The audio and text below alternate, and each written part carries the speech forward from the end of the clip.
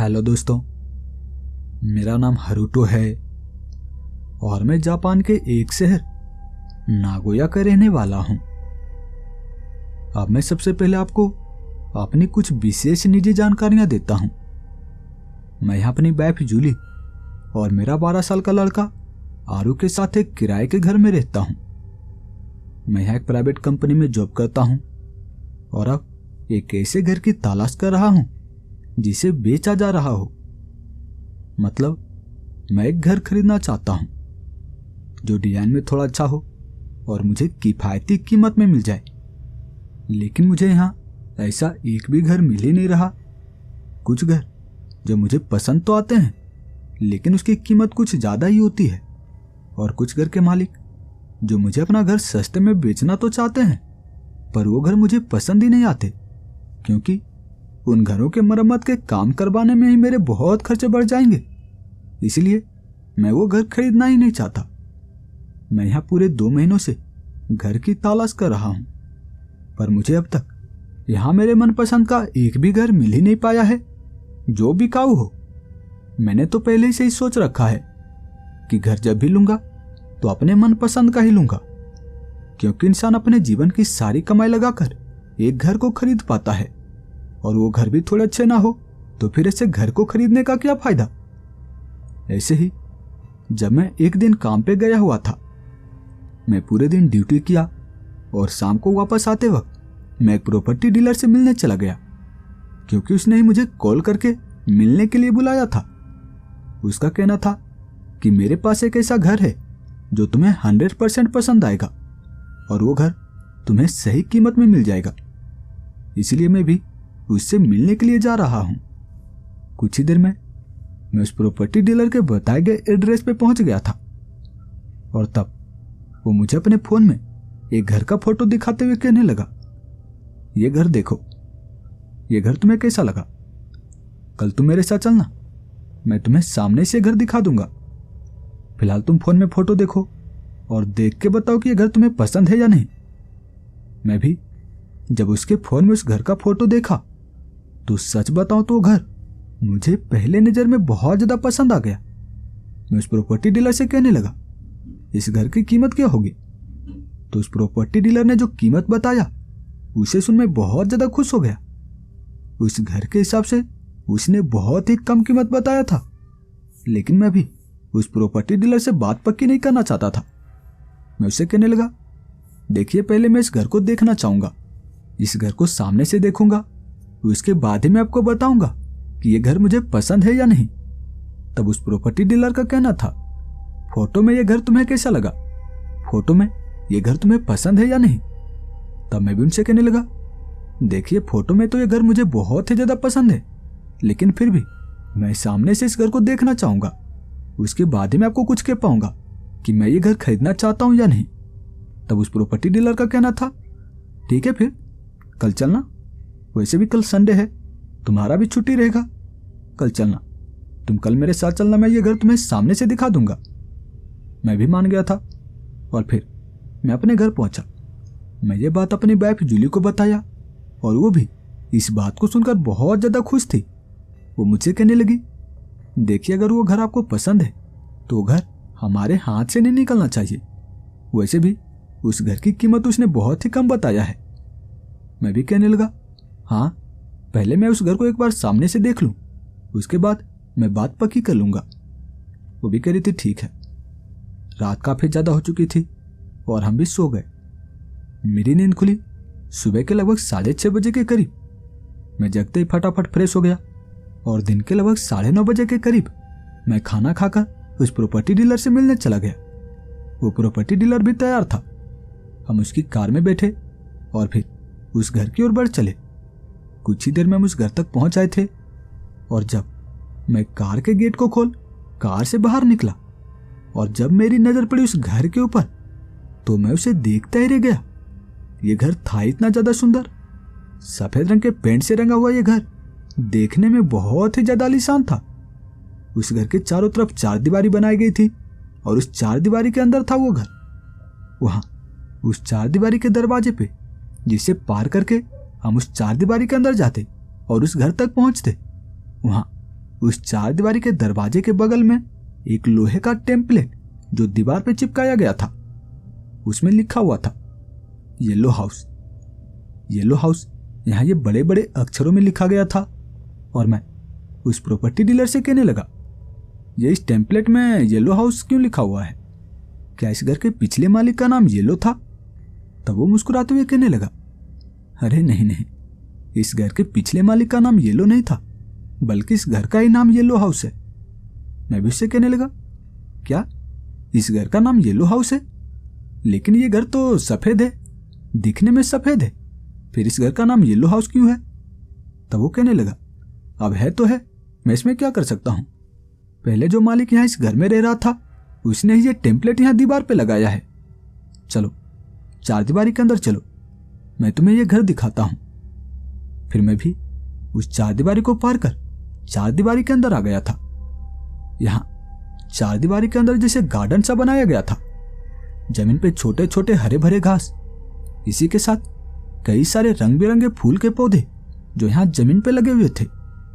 मैं उस घर को देखने लगा। इस घर के दरवाजे पे ताला लगा हुआ था और मैं ये इंतजार कर रहा था कि ये प्रॉपर्टी डीलर इस घर के मेन दरवाजे पे लगे हुए इस ताले को खोलेगा और हम इस घर के अंदर जाकर घर को अच्छे से देखेंगे। लेकिन वो प्रॉपर्टी डीलर थोड़ी देर तक वहीं पे खड़ा रहा और तब वो मुझसे कहने लगा, देख लिए ये घर तुम्हें पसंद आया या नहीं? मैं भी उससे कहने लगा, लेकिन आपने तो घर को अंदर से दिखाया ही नहीं। इस घर के दरवाजे को खोलिए, हम घर को अंदर से देखेंगे, तभी तो पता चल पाएगा ना कि इस घर में कितने कमरे हैं, ये घर अंदर से कैसा है। तब वो मुझसे कहने लगा, देखो इस घर में पूरे 5 कमरे हैं, एक बड़ा सा हॉल है, इसी के साथ नीचे इस घर के नीचे एक तहखाना है, बेसमेंट है। इस घर के ताले का चाबी मेरे पास नहीं है, जिस कारण मैं ये ताला नहीं खोल सकता और अभी मैं इस ताले को तोड़ना भी नहीं चाहता। जब तुम यहाँ पे रहने के लिए आओगे तब तुम खुद से इस ताले को तोड़ लेना। यकीन मानो ये घर बाहर से जितना ज्यादा सुंदर देखने में लग रहा है, अंदर से भी ये घर उतना ही आलीशान है। चलो अब हम यहाँ से चलते हैं। फिर हम चलते हुए उसके कार में आकर बैठ गए और वो भी अपनी कार को चलाता हुआ आगे की ओर बढ़ चला। तब वो मुझसे कहने लगा, अब बताओ तुम्हें यह घर खरीदना है या नहीं? मैं भी उसकी बातें सुन थोड़ी देर तक सोचने लगा। सब कुछ तो सही था, बस एक प्रॉब्लम है कि यह घर शहर से बाहर है। यहाँ इस घर के आसपास बस गिने चुने घर हैं, लेकिन फिर भी मैं इस घर को खरीदना चाहता हूँ। इतना अच्छा घर मुझे इतने कम पैसे में मिल ही नहीं सकता। मैं ये मौका छोड़ना नहीं चाहता। क्या है, शहर से थोड़ा दूर ही है ना, मुझे जॉब पे आने जाने में थोड़ा परेशानी होगी, लेकिन कोई बात नहीं, इस घर को खरीदने के बाद भी मेरे पास कुछ पैसे बच जाएंगे और मैं उन पैसों से कोई सेकंड हैंड कार खरीद लूंगा, जिससे मुझे शहर आने जाने में सुविधा होगी। यही सोचकर मैं उस प्रॉपर्टी डीलर को हामी भर दिया। तब वो मुझसे कहने लगा, देखो मुझे पूरा पेमेंट एक बार में चाहिए, क्योंकि ऐसे सस्ते घर बहुत ही कम मिलते हैं। मैं भी मान गया था और तब वो प्रॉपर्टी डीलर मुझसे कहने लगा, तो ठीक है, तुम मुझे कुछ दिनों का टाइम दो, पेपर के सारे काम निपटा देता हूं और फिर तुम उस घर में रहना शुरू कर देना। मैं भी खुश था। मैं अपने घर चलाया और कुछ दिन बाद ही पेपर के सारे काम पूरे हो चुके थे। मैं भी उसे पेमेंट कर चुका था और अब से वो घर मेरा था। मैं यहाँ अपने ही शहर में एक सेकेंड हैंड कार को भी खरीद लिया था और अब उस येलो हाउस में शिफ्ट होने की बारी थी। मैं बस संडे का इंतजार कर रहा था, क्योंकि इस किराए के घर का सारा सामान जो मेरा था उसे उस घर में ले जाना था और इन सब कामों में टाइम लगता, इसीलिए मेरे लिए संडे का दिन बेहतर रहता। 2 दिन बाद ही संडे का दिन भी आ गया और आज मेरी छुट्टी थी। मैं दिन के 12 बजे तक ही सभी सामानों को एक पिकअप गाड़ी में लदवा कर अपने कार से उस घर तक पहुंचाया था। इस घर के दरवाजे पर ताला लगा हुआ था। मैं हथौड़े से उस घर के ताले को तोड़ा और उसे तोड़ घर के अंदर गया। वो पिकअप गाड़ी का ड्राइवर भी सभी सामानों को घर के अंदर रखने में मेरी मदद कर रहा था। कुछ ही देर में सभी सामान मैं घर के कमरे में रख चुका था और वो पिकअप का ड्राइवर भी गाड़ी लेकर वहां से जा चुका था। अब बारी थी सामानों को सही जगह पर रखने की। मतलब बेड से लेकर किचन के सभी सामान जो मुझे सही जगह पर रखना था। मुझे ये सब करने में शाम कब हो गई मुझे पता ही नहीं चला। अंधेरा छाना शुरू हो गया था और मैं घर के सभी लाइट को ऑन कर दिया। अब जाकर मुझे थोड़ा शांति महसूस हो रही थी, क्योंकि मैं सभी काम को निपटा चुका था और जूली भी किचन में खाना बनाने चली गई थी। मेरा बेटा आरू मेरे बगल में ही बेड पर बैठा हुआ था। सच में ये घर अंदर से बहुत ही ज्यादा आलीशान था। जितना बाहर से आलीशान था उतना ही यह घर अंदर से भी आलीशान था। इस घर के नीचे एक तहखाना था जिसमें जाने के लिए सीढ़ी बना हुआ था। इसी के साथ उस तहखाने को पूरी तरह से बंद करने के लिए उसमें एक दरवाजा भी लगा हुआ था। मैं अपने कमरे में बेड पर बैठा टीवी में पिक्चर देख रहा था कि तभी जूली हमारे लिए प्लेट में नाश्ता लेकर आई और वो हमें देते हुए कहने लगी, इस घर में कहीं से तो बदबू आ रही है, तुम्हें भी ये बदबू महसूस हो रही है ना? तब मैं उससे कहने लगा, हाँ आ तो रही है, शायद ये घर पिछले कई दिनों से बंद था, इसी कारण ये बदबू आ रही है। तब जूली का कहना था, नहीं नहीं, ये बदबू घर बंद रहने के कारण नहीं आ रही, ये बदबू जैसे मान सड़ने की है जो तहखाने से आ रही है। तो मैं भी कहने लगा, हो सकता है वहां पे कोई छोटे मोटे चूहे मरे होंगे, मैं कल जाकर तहखाने की साफ सफाई कर दूंगा। आज टाइम नहीं मिल पाया, इस कारण मैं तहखाने की साफ सफाई नहीं कर पाया, कल पक्का कर दूंगा। तब जूली कहने लगी थी, ठीक है, अभी मैं उस तहखाने का दरवाजा बंद करके आती हूं। वो इतना बोलकर कमरे से बाहर चली गई और मैं भी अपने बेड पर बैठा हुआ नाश्ता करने लगा। कुछ देर बाद ही हम खाना खाए और फिर अपने कमरे में आकर सो गए। दिन भर काम करने के कारण शायद मैं काफी ज्यादा थक चुका था, जिस कारण मेरी आंख पूरी रात में कभी नहीं खुली थी। मैं सुबह उठते ही फटाफट फ्रेश हो गया और अब ड्यूटी पे जाने का समय हो चुका था। लेकिन जूली मुझे बार बार मना कर रही थी। उसका कहना था कि आप अपने बॉस से बात कर कुछ दिनों की छुट्टी ले लीजिए ना, क्योंकि ये जगह हमारे लिए नहीं है, मैं यहां अकेली नहीं रहना चाहती। उसकी बातों से मैं भी सहमत था। मैं अपने बॉस को कॉल लगा दिया। उससे कहने लगा कि सर मुझे कुछ दिनों की छुट्टी चाहिए। मेरे बॉस को भी पता था कि मैंने नया घर लिया है, मैं ही उन्हें इस बारे में बताया था, लेकिन इसके बावजूद भी बॉस मुझे छुट्टी देने से मना कर रहे थे। बहुत देर तक मनाने के बाद बॉस माने थे और मैं भी खुश था। चलो आखिरकार बॉस मान ही गए। अब मुझे तहखाने की साफ सफाई करना था, क्योंकि ये दुर्गंध यहां पूरे घर में फैला हुआ था। जूली मुझसे कह रही थी कि आप नहाने से पहले तहखाने की साफ सफाई कर लिए होते तो अच्छा होता ना, अब आपको फिर से नहाना होगा। मैं भी कह रहा था कोई बात नहीं, नहा लूंगा। दो झाड़ू कहाँ है? मैं झाड़ू को उठाया और तहखाने में चला गया। तहखाने में तेज दुर्गंध के साथ साथ घूप अंधेरा छाया हुआ था। मैं झाड़ू वहीं तहखाने के फर्श पे रख दिया और अपने एक हाथ से जेब से रुमाल निकाला। मैं रुमाल अपनी नाक पे रखते हुए अपने दूसरे हाथ से मोबाइल फोन को निकाला, उसमें फ्लैश लाइट को ऑन किया और अब मैं दीवार पे स्विच को देखने लगा। लाइट को ऑन करने वाली स्विच यहाँ दीवार पे तो लगाई ही गई होगी, यहाँ तहखाने में लाइट तो लगी होनी चाहिए। मैं दीवार पे बोर्ड को ढूंढ रहा था और कुछ ही देर में मुझे वहाँ दीवार पे एक बोर्ड दिख भी गया। मैं उस बोर्ड में सभी स्विच को ऑन करने लगा और एक स्विच को दबाते ही उस तहखाने में लाइट जल चुकी थी। यहाँ तहखाने में एक लाल रंग के बल्ब को लगाया गया था जो बहुत ही कम रोशनी कर रही थी। मैं वहां तहखाने में देखने लगा, आखिर ये दुर्गंध कहां से आ रही है? क्या कोई जानवर यहाँ तहखाने में मरा पड़ा है? चूहा मरा होगा। यही सोचकर मैं वो रुमाल अपने मुंह पे बांध लिया और जमीन पे पड़े उस झाड़ू को उठाया। मेरे हाथ में मोबाइल फोन था जिसकी फ्लैश लाइट अभी भी ऑन थी। मैं फ्लैश लाइट इधर उधर मारता हुआ तहखाने में देखता जा रहा था कि आखिर यहाँ पे कौन सा जानवर मरा पड़ा है जिसकी दुर्गंध इतनी तेज आ रही है। मैं काफी देर तक वहां तहखाने में घूमता रहा और तब मेरी नजर पड़ी तहखाने के ऊपर वाले हिस्से में। वहां तहखाने के छत में जहां पे एक पंखा लगा हुआ था और उसी पंखे के सहारे एक बकरे की लाश लटका हुआ था। मैं ये देखकर काफी ज्यादा हैरान हो गया। आखिर ये बकरा उस पंखे में कैसे लटका होगा? किसने लटकाया होगा इस बकरे को? उस बकरे की लाश पूरी तरह से सड़ चुका था। उससे कई सारे कीड़े जो टपक टपक के यहाँ तहखाने के फर्श पे गिरे थे। मैं वहां खड़ा सोचने लगा, जो भी हो, सबसे पहले मुझे इस बकरे की लाश को यहां से निकालकर बाहर फेंकना होगा, नहीं तो ये तेज दुर्गंध मेरी जान ले लेगी। मैं वहां तहखाने में कोई बड़ा सा डंडा ढूंढने लगा, जिसकी मदद से मैं उस बकरे की लाश को पंखे के ऊपर से निकाल पाता, कि तभी मेरी नजर पड़ी वहीं तहखाने के कोने में।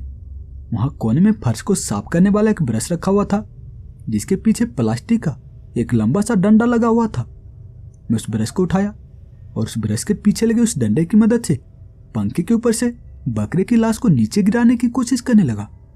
काफी मशक्कत करने के बाद वो बकरे की लाश यहाँ जमीन पर गिर चुका था और मैं जैसे तैसे कर उस बकरे की लाश को घर से बाहर निकाल फेंका था।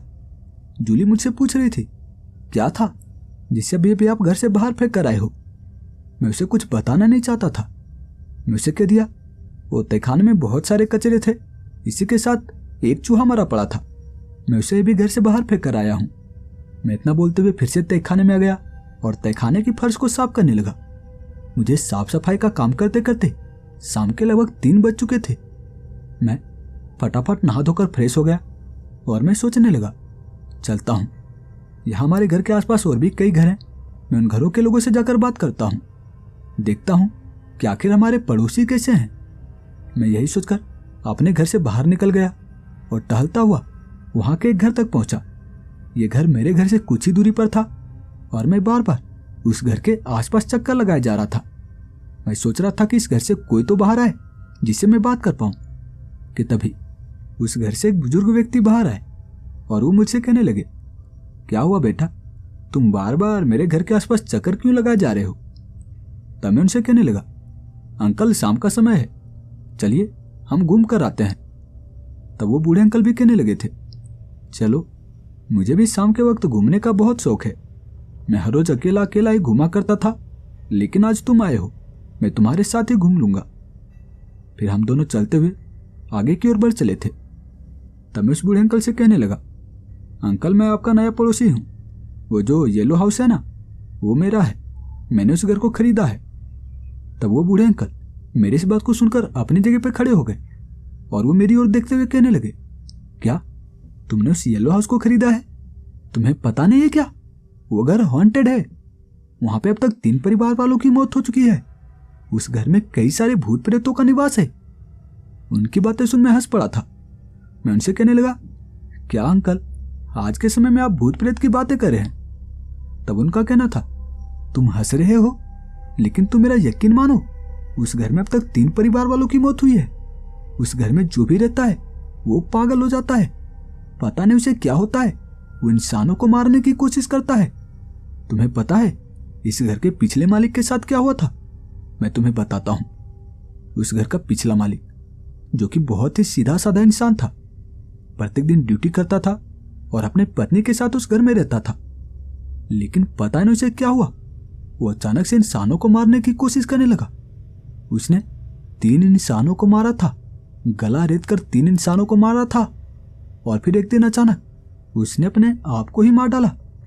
पुलिस आई और जब उसके पत्नी से पूछताछ की गई तो उसके पत्नी का कहना था, पता नहीं उन्हें क्या हुआ था, वो अजीब अजीब सी हरकतें करने लगे थे। वो बार बार किसी से बातें करते और अपने हाथ को जोड़कर बार बार कहा करते कि देखो तुम मेरी पत्नी को कुछ नुकसान मत पहुंचाना, तुम मुझे कुछ नुकसान मत पहुंचाना, मैं इंसानों को मारूंगा। मैं उनसे बार बार पूछा करती कि आपको क्या हुआ है, आप किससे बातें करते हैं, लेकिन वो मुझे कुछ बताते ही नहीं थे। उसके पत्नी का ऐसा कहना था और पुलिस भी उससे पूछताछ करके वहां से चली गई। उसकी वाइफ उसी घर में रह रही थी और कुछ दिन बाद ही वो भी उस घर से बहुत ही रहस्यमय तरीके से गायब हो गई। वो कहाँ गई आज तक कोई नहीं जानता, पुलिस भी ये पता नहीं लगा पाई है।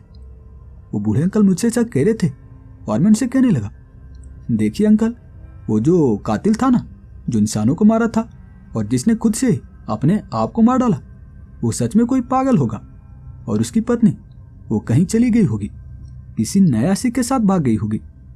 देखिए, मैं भूत प्रेतों में विश्वास नहीं रखता, मैं नहीं मानता कि कोई भूत प्रेत इंसानों को मार सकता है। मैं ऐसा उस बूढ़े अंकल से कह रहा था और तब उस बूढ़े अंकल का कहना था, देखो तुम नहीं मानते मत मानो, मेरा फर्ज था बताना, मैंने तुम्हें बता दिया है, तीनों के तीनों परिवार वाले पागल होकर ही मरे हैं। तब मैं भी बातें काटते हुए उनसे कहने लगा, छोड़िए ना अंकल, क्या ये भूत प्रेत की बातें कर रहे हैं? बताइए, अपने बारे में बताइए, आप यहाँ कब से रह रहे हैं? फिर ऐसे हम बातें करते हुए शाम तक वहीं पास के एक पार्क में टहलते रहे। फिर जैसे अंधेरा छाना शुरू हुआ था, हम अपने अपने घर आ गए थे। मेरी वाइफ जूली किचन में खाना बना रही थी और मेरा बेटा आरू वहां बेड पर बैठा टीवी में कार्टून देख रहा था। मैं भी बेड पर जाकर बैठ गया और जूली कुछ ही देर में खाना बना चुकी थी। हम खाना खाए और अपने बेड पर आकर सो गए। लेकिन आज सोते वक्त मुझे नींद ही नहीं आ रही थी। उस बूढ़े व्यक्ति की बात बार बार मेरे दिमाग में घूमे जा रहा था। उस बूढ़े व्यक्ति का कहना था कि हाँ, इस घर में भूत प्रेतों का वास है और यही बात बार बार मेरे दिमाग में चल रहा था। मैं सोच रहा था कि बेसमेंट में आखिर उस बकरे को पंखे से किसने लटकाया होगा? कौन ऐसा कर सकता है? कहीं सच में इस घर में भूत प्रेतों का तो वास नहीं और उसने ही बकरे को वहां मारकर पंखे से लटका तो नहीं दिया? अरे नहीं नहीं, मैं भी क्या सोच रहा हूं? अगर मान भी लिया कि इस घर में भूत प्रेतों का वास है और उसने ही बकरे को मारा है, तो वो बकरे को पंखे से क्यों लटकाया? उसे तो खा जाना चाहिए था ना। ऐसा हो ही नहीं सकता। यकीनन उस साइको किलर ने, उस पागल ने, जिस घर का पिछला मालिक था, वही बकरे को मारकर पंखे से लटकाया होगा। ऐसा ही होगा। मैं यही सोचते हुए सोने की कोशिश कर रहा था, लेकिन मेरे कानों पे धम-धम की आवाजें सुनाई पड़ना शुरू हो गई थी। ये धम-धम की आवाजें जैसे तहखाने की ओर से आ रही थी। ऐसा लग रहा था कि बेसमेंट में कोई है जो तेज तेज अपने पैर फर्श पे पटकता हुआ चल रहा है।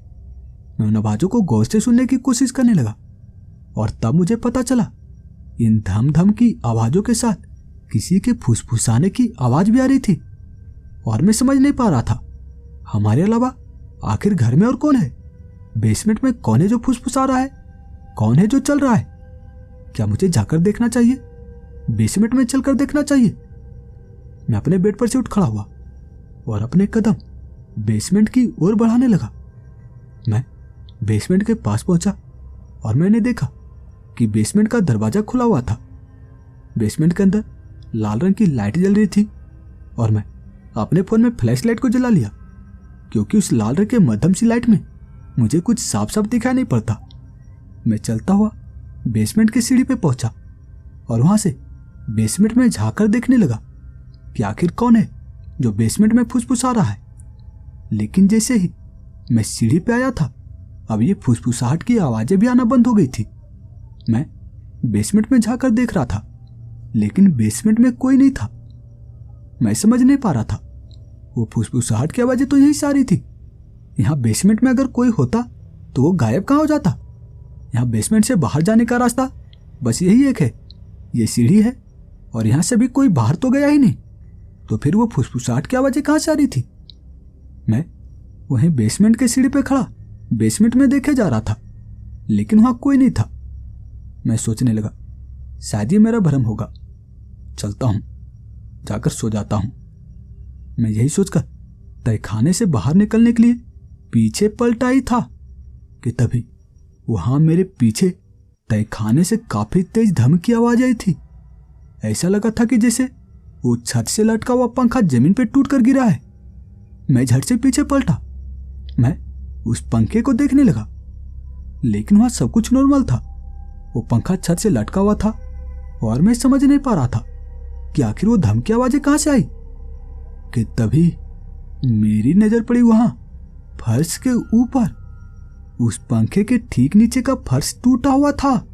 ठीक उस पंखे के सामने सामने नीचे का फर्श टूटा हुआ था और मैं समझ नहीं पा रहा था, मतलब पंखा टूटकर सच में फर्श पे गिरा था, जिस कारण फर्श टूटा है। क्योंकि दिन के वक्त सफाई करते समय फर्श टूटा हुआ नहीं था। यह भी धमकी आवाज आई है, ये पंखा टूटकर जमीन पे गिरा था। नहीं नहीं, ये पंखा तो अपनी जगह पे छत से ही लटका हुआ है। फिर यहाँ पे ऐसा क्या हुआ था जिस कारण फर्श टूट गया है? और वो धमकी आवाजें, वो क्या थी? मैं वहां सीढ़ी पे खड़ा फर्श की ओर देखे जा रहा था कि तभी मेरी आंखों के सामने वो टूटा हुआ फर्श फिर से जुड़ना शुरू हो गया था। वो धीरे धीरे कर जुड़ता जा रहा था और मेरी आंखों पे यकीन नहीं हो रहा था। ये क्या हो रहा है? मेरे दिल की धड़कन बहुत ज्यादा तेज हो गई थी और मैं भागता हुआ उस तहखाने की सीढ़ी से भागता हुआ ऊपर आ गया, उस तहखाने के दरवाजों को बंद कर दिया और अपने कमरे में आकर सो गया। मैं बहुत ज्यादा डरा हुआ था, मुझे नींद नहीं आ रही थी। मैं सोने की कोशिश तो कर रहा था, लेकिन वो अजीब अजीब सी आवाजें मेरे कानों पे पड़े जा रही थी, जिस कारण मुझे नींद ही नहीं आ रही थी। जब आप डरे हुए हो तो आपको नींद नहीं आती, और मुझे भी नहीं आ रही थी। वो आवाजें सुबह के लगभग 4 बजे तक मेरे कानों पे पड़ती रही, और सुबह के 4 बजे वो आवाजें आना बंद हुई थी। तब मैं सो पाया था। मेरी नींद खुली दिन के लगभग 12 बजे के करीब। जूली मुझे जगाई थी और वो मुझसे कह रही थी, आज आप जगने में इतनी देर क्यों करती है? मैं उसे कुछ बताना नहीं चाहता था। मैं उसे कह दिया, कल रात मैं देर से सोया था, इसी कारण शायद जगने में इतनी देर हो गई। जूली भी कहने लगी, कोई बात नहीं, फटाफट फ्रेश हो जाइए, मैं खाना लगा देती हूँ। मैं भी फटाफट फ्रेश हो गया, खाना खाया, और मैं कल रात वाले घटना के बारे में सोचने लगा। मैं समझ नहीं पा रहा था कि कल मैंने जो देखा वो हकीकत था, कल जो वो आवाजें तहखाने से आ रही थी वो सच थी, या फिर मेरे मन का वहम था, कोई सपना था। नहीं, सपना थोड़ी ना था। मैं कल रात के 4 बजे तक डरा हुआ था, लेकिन वो क्या था? कहीं सच में मुझे पागल बनाने की कोशिश तो नहीं किया जा रहा? मैं अगर ये बात जूली को बताऊंगा तो वो तो मुझे पागल ही समझेगी। इस घर में कुछ ना कुछ तो है, मुझे थोड़ा सावधान रहना पड़ेगा। मैं उस बूढ़े व्यक्ति से मिलने जाना चाहता था। शाम के लगभग 2 बज चुके थे और मैं उसके घर जाना चाहता था, उससे बातें करना चाहता था। मैं चलता हुआ उस बूढ़े व्यक्ति के घर गया। वो बूढ़ा व्यक्ति भी मुझे देखकर कहने लगा, आओ आओ, आज तुम बहुत जल्दी ही चले आए। देखो, लगभग शाम के 4 बजे हम घूमने के लिए जाएंगे। अभी थोड़ा धूप ज्यादा है, शाम के 4 बजे तक हम घूमने के लिए जाएंगे। मैं भी उनसे कहने लगा, देखिए अंकल, मैं आपसे कुछ बातें करने के लिए आया हूं। वो भी कहने लगे, ठीक है, बताओ क्या कहना चाहते हो। तब मैं भी उनसे कहने लगा, अंकल, कल रात उस घर में मुझे बहुत ही अजीब चीजें देखने को मिली।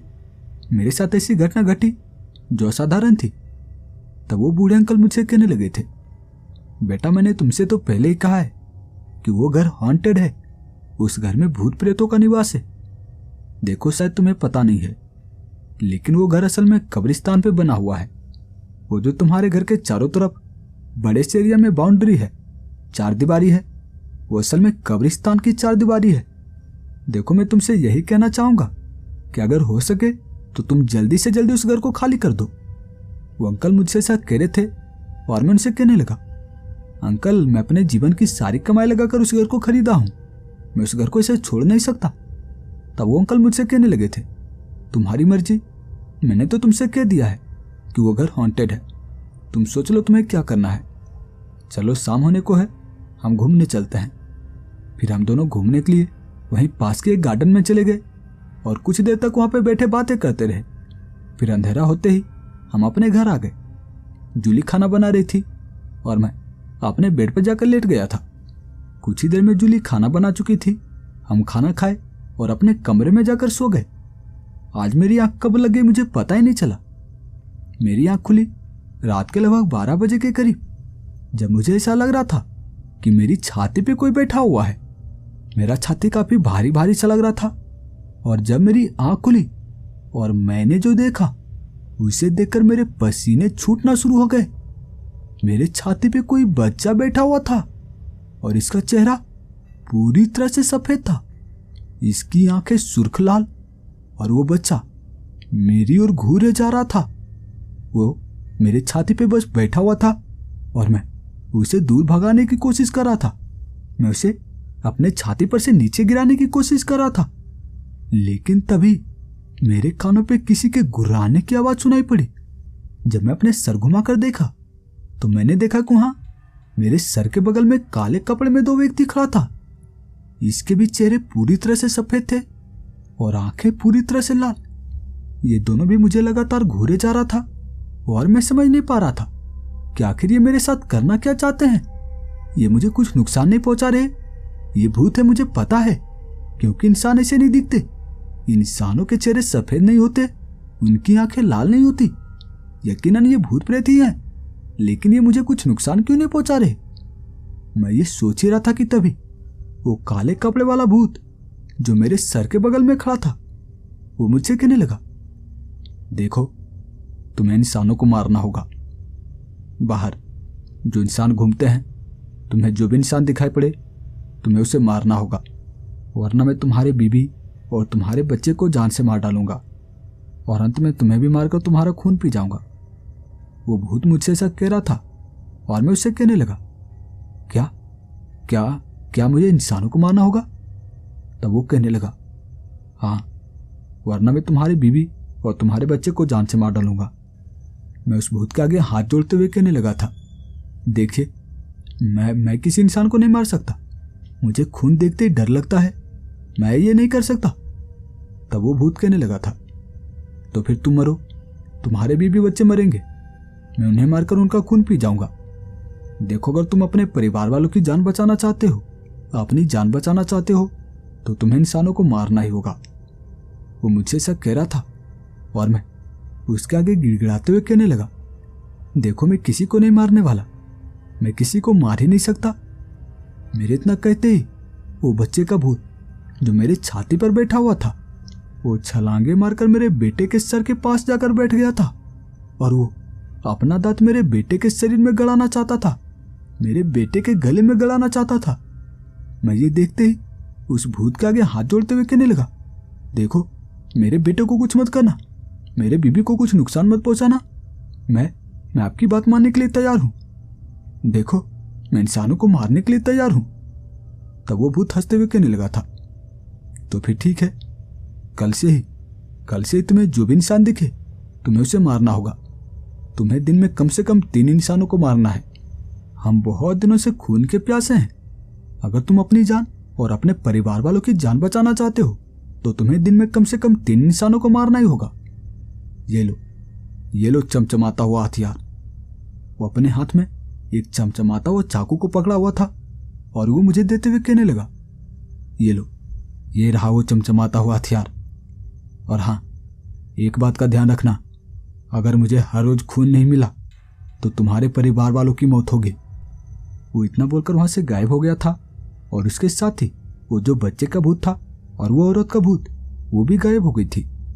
मैं समझ नहीं पा रहा था मैं क्या करता। मैं अपने बेड पर उठ बैठा।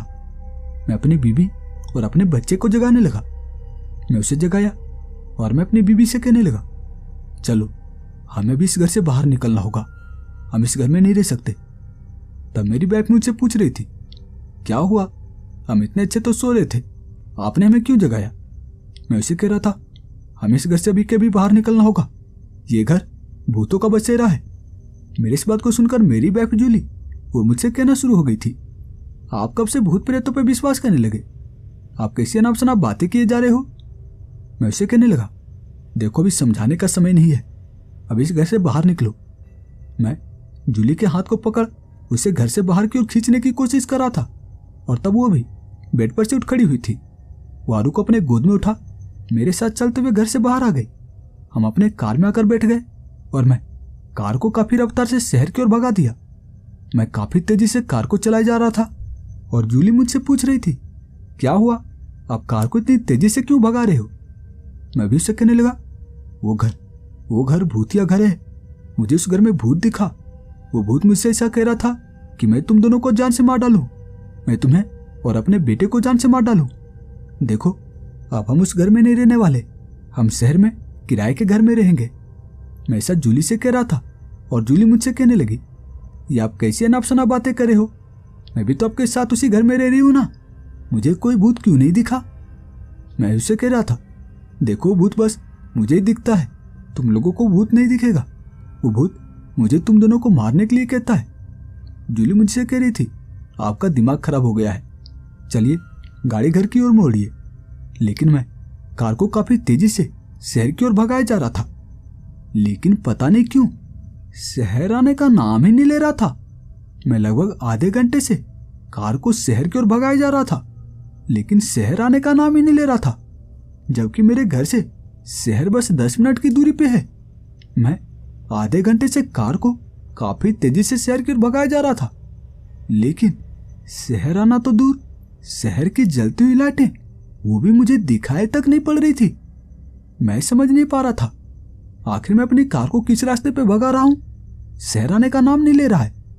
मैं जूली से कह रहा था, ये रास्ता सही है ना, इसी रास्ते से तो हम शहर जाते हैं ना। तो उसका कहना था, हाँ इसी रास्ते से तो हम शहर जाते हैं, लेकिन आप कार को घर की ओर मोड़िए, हमें शहर नहीं जाना। जूली बार बार मुझे कार को घर की ओर मोड़ने के लिए कह रही थी, लेकिन मैं दोबारा उस येलो हाउस में नहीं जाना चाहता था। मैं कार को भगाता रहा। लगभग 3 घंटे बीत गए थे, लेकिन शहर आना तो दूर, मुझे रास्ते में एक घर भी दिखाई नहीं दिया था। मैं कार को भगाता रहा और अंत में मेरी कार उसी घर के पास आकर रुकी थी। मेरी कार अपने आप उसी येलो हाउस के सामने आकर रुकी थी और मैं समझ गया, चाहे मैं भागने की कितनी भी कोशिश कर लूं, मैं इस घर से अब भाग नहीं सकता। मैं कार से बाहर निकला और जूली तो पहले ही कार से बाहर निकल आरू को अपने साथ लेकर घर के अंदर चली गई थी। मैं फिर से अपने बेड पर जाकर सो गया और कुछ ही देर बाद मेरी आंख खुली और तब मुझे पता चला कि ये सब तो सपना था। लेकिन तभी मेरी नजर पड़ी वहीं मेरे बेड के नीचे फर्श पे। वहां फर्श में वही चमचमाता हुआ चाकू रखा हुआ था जो वो भूत मुझे दे रहा था, और मैं ये देखकर काफी ज्यादा हैरान था। मतलब कि वो सब सपना नहीं बल्कि हकीकत था। लेकिन जूली यहाँ तो बेड पे सो रही है। मैं भागता हुआ अपने घर के बाहर गया और जो मैंने देखा उसे देखकर मुझे पूरी तरह से यकीन हो गया कि वो कोई सपना नहीं बल्कि हकीकत था, क्योंकि यहाँ मेरी कार स्टार्ट थी, मेरे कार की हेडलाइट जली हुई थी और मैं कार को बंद किया। मैं समझ नहीं पा रहा था, मेरा दिमाग काम नहीं कर रहा था, कहीं सच में मैं पागल तो नहीं हो रहा। मैं फिर से अपने कमरे में आकर सो गया और मेरी नींद खुली सुबह के लगभग 9 बजे के करीब। जूली मुझसे पूछ रही थी, आप रात में ऐसी हरकतें क्यों कर रहे थे? आप कह रहे थे कि घर के बाहर चलना है, लेकिन क्यों? मैं उससे कहने लगा, क्या मैं तुमसे ऐसा कह रहा था? तो उसका कहना था, हाँ आप तो मुझसे कह रहे थे कि घर के बाहर चलो, हमें इस घर में नहीं रहना है, ये घर भूतिया है। जूली मुझसे ऐसा कह रही थी और मैं उससे कहने लगा, तो क्या तुम मेरे साथ आई थी? क्या तुम मेरे साथ घर के बाहर आई थी? तो उसका कहना था, नहीं मैं आपके साथ बाहर गई ही नहीं, आप ही अकेले उठ खड़े हुए और फिर कार को लेकर कहीं चले गए। क्या कल शाम के वक्त आपने शराब पी थी? मैं उससे कहने लगा, नहीं वो मैं कुछ काम था इसीलिए मैं शहर गया था। तब जूली का कहना था, आधी रात आप शहर जाते हो, आपको जो भी काम रहता है आप दिन में ही निपटा लिया करो। वो इतना बोलकर वहां से चली गई और मैं समझ नहीं पा रहा था आखिर मेरे साथ क्या हो रहा है। क्या सच में मुझे इंसानों को मारना होगा जैसा कि वो भूत मुझसे कह रहा था? अगर मैं इंसानों को नहीं मारूंगा तो क्या वो भूत सच में मेरे परिवार वालों को नुकसान पहुंचाएगा? मैं इतना सोचते हुए अपने बेड पर से उठ खड़ा हुआ, फटाफट फ्रेश हो गया, खाना खाया और तब जूली मुझसे कहने लगी थी, आइए ना हम लूडो खेलते हैं, वैसे भी टाइम पास नहीं हो रहा, हम लूडो खेल लेते हैं, थोड़ा टाइम पास हो जाएगा। मैं भी उसके पास ही आकर बैठ गया। फिर हम तीनों फोन में लूडो खेलने लगे और तब वहां वही तीनों भूत आए थे जो कल रात के वक्त मुझे दिखाई पड़ रहे थे। वो काले कपड़े वाला व्यक्ति, वो औरत और उसका बच्चा, वो जूली के पीछे खड़े थे और वो भूत, वो काले कपड़े वाला भूत जूली के गर्दन को दबाने की कोशिश कर रहा था। मैं चिल्लाते हुए कहने लगा, देखो देखो उसे हाथ मत लगाना, देखो उसे कुछ नुकसान मत पहुंचाना, मैं इंसानों को मारूंगा, तुम्हें खून ही चाहिए ना, मैं इंसानों को मारूंगा, तुम इंसानों का खून पी लेना। मैं ऐसा चिल्लाते हुए बोल रहा था और जूली मेरे ऊपर चिल्लाते हुए कहने लगी थी, क्या हुआ आपको? आपको दौरे पड़ते हैं क्या? आप ऐसी अजीब अजीब हरकतें क्यों करने लगे हैं? मैं उसे कहने लगा, वो तुम्हारे पीछे भूत है। तब वो पीछे पलट कर देखी और वो मुझसे कहने लगी, कहाँ भूत है? ये आपको कभी कभी ये हो क्या जाता है? लगता है आपकी रात की उतरी नहीं है क्या? मैं भी समझ गया था मेरे बहस करने का कोई फायदा नहीं, उल्टा जूली मुझे पागल समझ लेगी। मैं भी उससे कहने लगा, अरे मजाक कर रहा था, देख रहा था कि तुम लोग कितने ज्यादा बहादुर हो, तुम लोग डरते हो या नहीं। तब वो भी कहने लगी थी, देखिए ऐसी मजाक मुझे पसंद नहीं है, आइंदा ऐसी मजाक मेरे साथ मत कीजिएगा। हम फिर से लूडो खेलने लगे और ऐसे वो पूरा दिन बीता। और शाम के वक्त वो भूत फिर से जूली के सामने आकर खड़ा हो गया था और वो मेरी ओर इशारा करते हुए कहने लगा था, जाओ इंसान को मारने के लिए जाओ, वरना तुम अपनी पत्नी को खोने के लिए तैयार रहना, तुम अपनी बीबी की लाश को देखने के लिए तैयार रहना। मैं भी उससे कहने लगा था, मैं जाता हूं, मैं भी कभी जाता हूं। और मेरी इस बात को सुनकर जूली मुझसे कहने लगी थी, ये आप किससे बातें कर रहे हो, यहाँ पे कौन है हमारे अलावा? मैं भी उससे कहने लगा था, अरे कोई नहीं है, मैं फोन पे बातें कर रहा हूँ, ये मेरे कान में देखो ब्लूटूथ लगा हुआ है ना, मैं फोन पे बातें कर रहा था। तब जूली कहने लगी थी, ओ ठीक है। फिर मैं अपने उस कमरे में चला गया जो चाकू में छुपा के रखा था। मैं गद्दे के पास से उस चाकू को निकाला और चाकू को लेकर मैं शहर की ओर बढ़ चला। मैं कार से शहर पहुंचा और मैं अंधेरा होने का इंतजार करने लगा, क्योंकि अंधेरे के वक्त ही मैं अपने इस काले काम को अंजाम दे सकता था। वहां फुटपाथ पे जो कई लोग सोए हुए थे, मुझे उसके ऊपर बहुत ज्यादा दया आ रही थी, क्योंकि हाँ, बस यही मेरे पास एक ऑप्शन था। मैं अपने जेब से उस चाकू को निकाला। वो चमचमाता हुआ चाकू था और मैं उसकी ओर बढ़ने लगा। मैं उसके काफी नजदीक पहुंचा था और सच बताऊं तो मेरे हाथ कांप गए थे। मैं अपने हाथ को रोक लिया और मैं किसी और शिकार का तलाश करने लगा। मैं अपने पूरे शरीर पे काले रंग के हुडी को पहन रखा था और मैं चलता हुआ शहर के और अंदर की ओर बढ़ने लगा। वहां शहर के एक दुकान के पास एक व्यक्ति जो शराब पीकर किसी को गाली दे रहा था। मैं उसके पास पहुंचा और अपने जेब से उस चाकू को निकाला। वो चाकू उस व्यक्ति के गले पे लगाते ही उस व्यक्ति का काम तमाम हो गया था। वो व्यक्ति जमीन पे गिर चुका था और उसके गले से लगातार खून बहे जा रहे थे। मैं उसका काम तमाम कर आगे की ओर बढ़ चला था। जब कुछ दूर आगे जाने के बाद एक बार पीछे पलट के देखा तो मैंने देखा वहां वही तीनों भूत जो जमीन पे बैठे हुए थे और वो अपनी जीभ लंबी कर उसके गले से निकलते हुए खून को पी रहे थे। वो उसके गले से निकलते हुए खून को चाट रहे थे। उसकी जीभ काफी लंबी थी और मैं अब वहां पे रुकना नहीं चाहता था, क्योंकि वहां पे इक्का दुक्का लोग भी आना शुरू हो गए थे और जल्दी ये बात पुलिस को पता चल जाती। मैं अपने कार की ओर भागे जा रहा था, लेकिन तभी कुछ ही देर बाद वो काले कपड़े वाला भूत मेरे सामने आकर खड़ा हो गया और वो मुझसे कहने लगा, कहाँ जा रहे हो? अभी 2 लोगों को और मारना है, तुम्हें अभी 2 लोगों को और मारना है और तब जाकर तुम्हारा आज का काम पूरा होगा, वरना तुम कहो तो मैं तुम्हारे बीबी और बेटे को मार देता हूं। वो भूत मुझसे ऐसा कह रहा था और मैं उससे कहने लगा, देखो मैंने मारा ना, मैंने भी एक इंसान को मारा है, तुमने उसका खून पिया है, देखो अब मैं और किसी को मारना नहीं चाहता।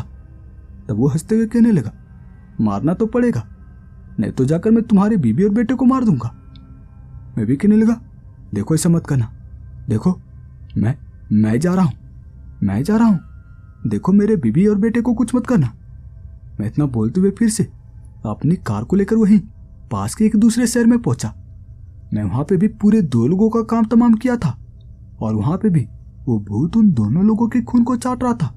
वहां पे कई लोगों की भीड़ लग चुकी थी और भीड़ के बीच में बैठा, जमीन पे बैठा वो भूत उन दोनों लोगों के खून को चाट रहा था। मैं अपनी कार को लेकर घर आ गया। मेरी बीबी जूली वो मुझसे पूछ रही थी, कहाँ गए थे, इतनी देर रात घर आए हो? मैं उसे क्या कहता कि मैं 3 लोगों का मर्डर करके आ रहा हूं। मैं उसे कह दिया, मैं ऐसे ही शहर गया था। मैं इतना बोलते हुए अपने कमरे में चला गया। मैं खाना भी नहीं खाना चाहता था। जूली मुझसे पूछ रही थी, शहर से नाश्ता करके आए हो क्या? मैं उसे कह दिया, हाँ। मैं अपने बेड पे लेटा सोने की कोशिश कर रहा था, लेकिन मुझे नींद आ ही नहीं रही थी। भला नींद आती भी कैसे? जब आप कोई बुरे काम करते हो तो आपकी नींद हराम हो जाती है। ये कहावत नहीं बल्कि सच्चाई है और मेरा हाल भी कुछ ऐसा ही था। मैं अपने बेड पर से उठ जमीन पे बैठ चुका था और ऐसे में पूरी रात निकाला। अगली शाम फिर से मैं इन भूतों के द्वारा कहे गए काम को करने के लिए चला गया। अब ऐसे हर रोज का काम हो गया था। मैं हर रोज 3 इंसान को मारता और ये भूत खुश हो जाता। ये भूत उन इंसानों के खून को पीता और वो मुझसे कहता, अगले दिन फिर से तुम्हें ये करना है, वरना मैं तुम्हारे परिवार वालों को जान से मार डालूंगा। मैं भी डर के मारे ये सब करता, लेकिन कहते ना कि पाप का घड़ा किसी न किसी दिन फूट ही जाता है।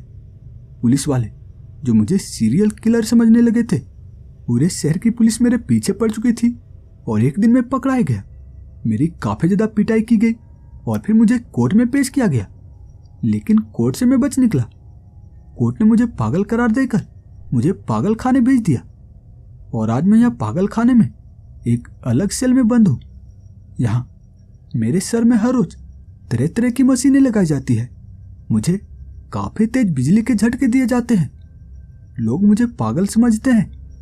मेरा पड़ोसी वो बूढ़ा व्यक्ति, वो मुझसे मिलने के लिए कभी कभी आया करते हैं और वो मुझसे कहते हैं, बेटा मैं तुमसे पहले ही कहा था ना कि तुम उस घर में मत रहना, तुम पागल हो जाओगे।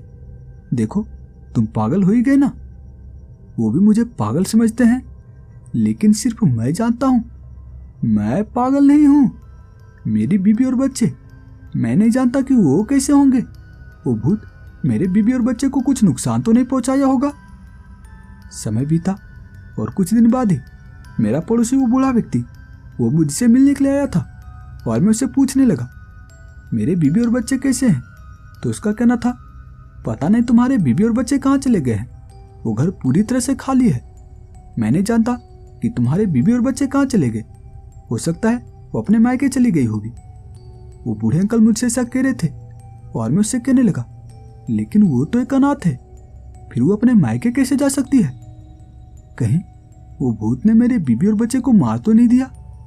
मुझे यही सब टेंशन खाए जा रही है। और एक दिन जब एक पुलिस वाला मेरी जांच के लिए मेरे पास आया था, तब मैं उसके कमर से उसके गन को निकाला और मैं वो गन उसकी ओर तान दिया था। वो पुलिस वाला मुझसे दूर हो गया था और वो मुझसे कहने लगा, देखो देखो तुम ऐसा मत करना। उससे लग रहा था कि मैं उसके ऊपर गोलियां चलाने वाला हूं, लेकिन मैं ऐसा नहीं करता। मैं अपने आप को गोली मारने वाला था, क्योंकि मेरे जीने की ख्वाहिश अब खत्म हो चुकी थी। मेरे बीबी और बच्चे वो शायद इस दुनिया में नहीं थे।